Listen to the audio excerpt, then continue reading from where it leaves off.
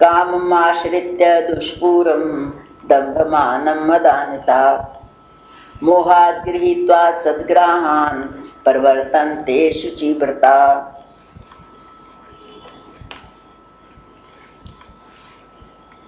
दम्भ, दिखावा।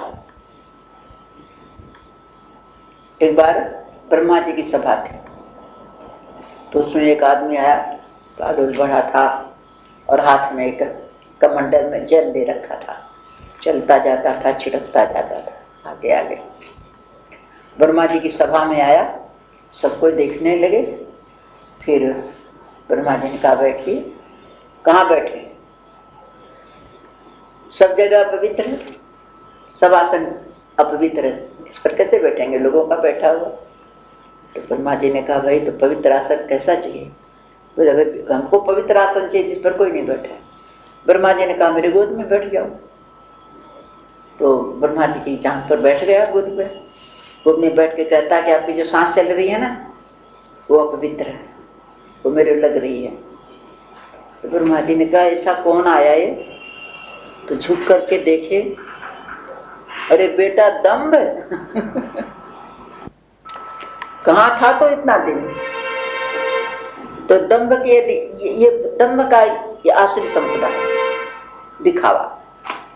अंदर से कुछ है कि नहीं पता नहीं, लेकिन दिखावा जबरदस्त। तो कहते हैं कि दम्भ और मान, अभिमान बड़ा, जगह जगह उसको आदर की इच्छा रहती है, मान चाहिए। और मद, तो ये उसके स्वभाव में भरा रहता है, युक्त। दम्भ, मान और मद से युक्त वो मनुष्य, उसकी कामनाएं इतनी होती हैं, इतनी कामनाएं होती हैं कि कामनाओं में ही जीता हो, उसी को लेकर के रहता है। कामनाएं कभी पूरी नहीं होती, कभी पूर्ण, ऐसी ऐसी कामनाएं होती हैं कि जो कभी पूरी न हो, कभी भी पूर्ण न होने वाली कामनाओं को आश्रय लिए उसी के सारे जीता है। ये कर लेंगे, वो कर लेंगे, ये हो जाएगा। और मिथ्या सिद्धांत ग्रहण कर लेता है, अपनी ही बुद्धि से, अपने ही विचारों से अलग अलग सिद्धांत बना लेता है। और भ्रष्ट आचरण, उसके आचरण भ्रष्ट आचरण रहते हैं, उसी को मतलब जीवन में धारण किया रहता है, वो उसी में संसार में वो जीता है, संसार में रहता है, लेकिन ये सब उसका गुण रहता है। अब उसको करना नहीं पड़ता, उसका स्वभाव में ये रहता है, उसको दिखाई नहीं पड़ता कि मेरे, अगर कोई कहे तुम्हारे में ये अच्छा नहीं है तो मानने को तैयार नहीं। चिंताम परिमेयाम च प्रलयांताम उपाश्रिता कामोपभोग परमायिता वदिति निश्चिता। और असंख्य चिंताएं का आश्रय लिए रहता है, वो उसकी चिंताएं कभी मृत्यु पर्यंत पूरी नहीं होती, मर जाएगा उसी, चिंताएं करते करते ही वो मर जाएगा, कभी पूरी नहीं होती। विषय भोगों के भोगने में तत्पर, बस यही सुख है। संसार के विषय भोग भोगते रहो, चिंताएं इच्छाएं कभी पूरी होती नहीं। और इतना ही सुख है बस संसार में, खाओ पियो मौज करो बस, और कोई सुख नहीं उसको पता नहीं है। वो है ना कि जब तक जियो, जब तक जीवे सुखे जीवे ऋणम कृत्वा घृतम पिबेत्। जियो तब सुख से जियो, कर्जा लो घी पियो, मरने के बाद कौन देखने गया? मरने के बाद तो शरीर भस्म हो ही जाएगा। उनका ये सिद्धांत रहता है, कर्जा लो सुख से जियो। इस प्रकार के मानने वाले होते हैं आसुरी संपत्ति वाले। आशा पाश शतैर्बद्धा काम क्रोध परायणः इहन्ते काम भोगार्थम अन्यायेनार्थ संचयान। आशा की फांसियां, सैकड़ों फांसियां आशा की बंधे रहती है, ये हो जाएगा वो हो जाएगा, ये कर लेंगे वो कर लेंगे। और काम क्रोध के तो वो परायण रहते हैं, जैसे भगवान के परायण कोई हो, ये काम क्रोध के परायण रहते हैं, उसी का आश्रय। और कहते हैं कि धन आदि पदार्थ संग्रह करने की चेष्टा करते हैं विषय भोगों के लिए, न्याय पूर्वक नहीं तो अन्याय पूर्वक, किसी भी तरह से विषय भोगों के लिए। और धन आदि पदार्थ संग्रह करने की चेष्टा में रहेंगे, किसी का चाहे नुकसान हो, चाहे किसी का गला काटना पड़े, लेकिन मेरे को अपना सुख चाहिए। क्यों? इसी में सुख मानते हैं लोग, उनके लिए यही सुख है। इदमद्यं मया लब्धम इमं प्राप्स्ये मनोरथम इदमस्तीदमपि में भविष्यन्ति पुनर्धनम।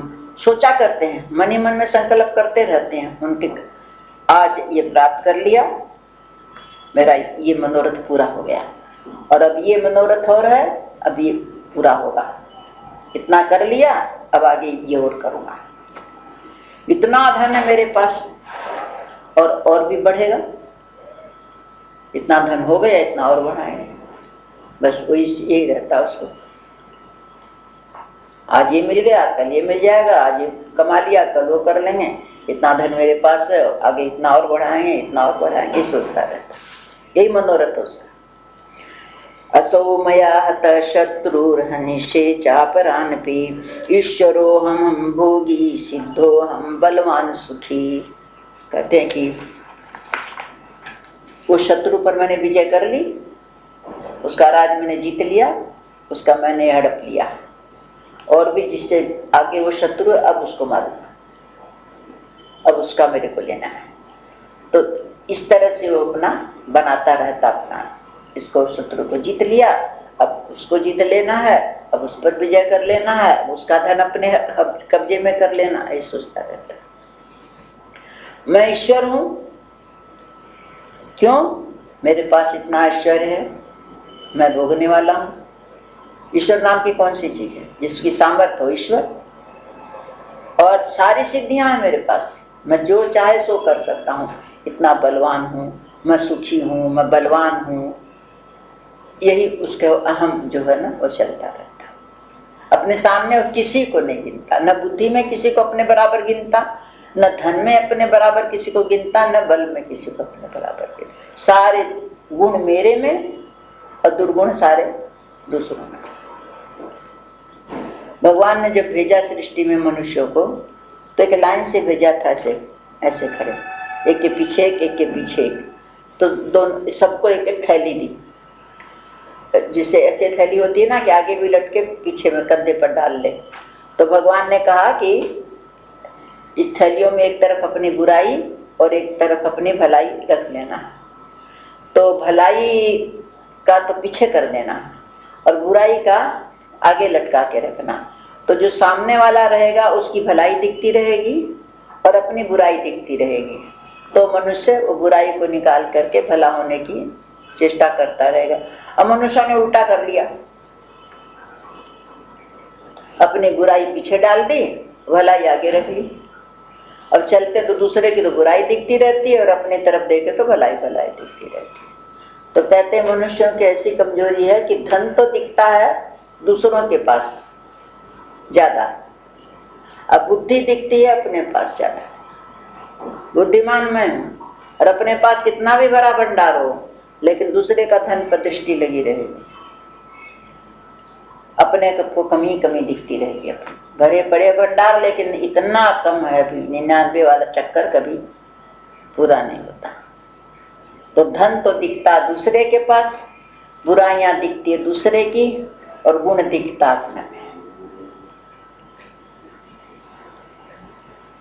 तो वो उसको ये घमंड रहता है कि मैं सब सिद्धियों से युक्त हूं, मैं बलवान हूं, मेरे समान कौन है दूसरा। कभी कभी आप उसमें कहते हैं ना घमंड में आके, क्या समझते हो तुम? दूसरे को कह देते हैं ना क्या समझते हो,